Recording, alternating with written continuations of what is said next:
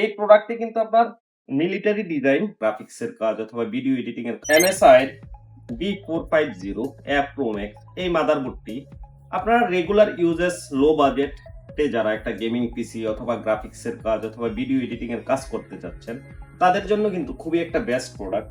আমি আজকে এই প্রোডাক্টটি একটু আপনাকে বিশ্লেষণ করে দেখাবো প্রোডাক্টটির আসলে ইন্টারনাল স্ট্রাকচার কেমন। এই প্রোডাক্টটি কিন্তু আপনার মিলিটারি ডিজাইন ব্যবহার করা হয়েছে। মিলিটারি ডিজাইন ব্যবহার করার কারণে আপনি কিন্তু Ryzen 3, 5, 7 সবগুলো প্রসেসরে আপনি এই মাদারবোর্ডটি ব্যবহার করতে পারবেন। এই মাদারবোর্ডটির কিছু স্পেশালিটি রয়েছে, যেমন ইন্টেল চিপের এই যে হিটসিঙ্কটা আছে এটা আপনার ওভারহিটিং থেকে খুবই বাঁচিয়ে দেয়। তারপর আপনি দুটা র্যাম আপ টু 32 জিবি এটাতে ব্যবহার করতে পারবেন। যারা একটা গ্রাফিক্স কার্ড ব্যবহার করতে চাচ্ছেন তারা কিন্তু এই মাদারবোর্ডটি চয়েস করতে পারেন, যেহেতু একটা বাজেট রেঞ্জে রয়েছে। আর ওভারঅল যদি আমরা বলে থাকি, এই যে প্রসেসরের জন্য এক্সট্রা কুলার বা আফটার মার্কেট কুলার যদি আপনারা ব্যবহার করতে চান তাহলেও কিন্তু আপনি ইজিলি কম্পিটিবিলিটি পেয়ে যাবেন। এই মাদারবোর্ডটি খুবই কম্প্যাক্ট, খুবই ডিউরেবল।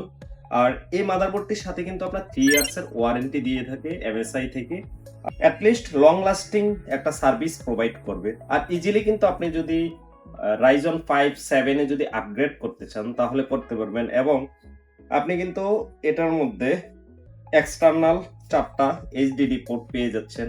NVMe পোর্ট কিন্তু এটাতে রয়েছে বিল্ট ইন। এটাতে আপনি আপ টু 5 টেরাবাইট পর্যন্ত NVMe ব্যবহার করতে পারেন। ওভারঅল আমরা আমাদের এক্সপেরিয়েন্স থেকে দেখেছি MSI বরাবরই আসলে খুবই ভালো প্রোডাক্ট মাদারবোর্ডের সেগমেন্টে। আপনারা যারা একটু লো বাজেটের মধ্যে ভালো একটা গ্রাফিক্স, গেমিং অথবা এডিটিং করতে চাচ্ছেন তাদের জন্য কিন্তু এই সেটআপটা বা এই মাদারবোর্ডটা একটা গেম চেঞ্জার প্রোডাক্ট হতে পারে।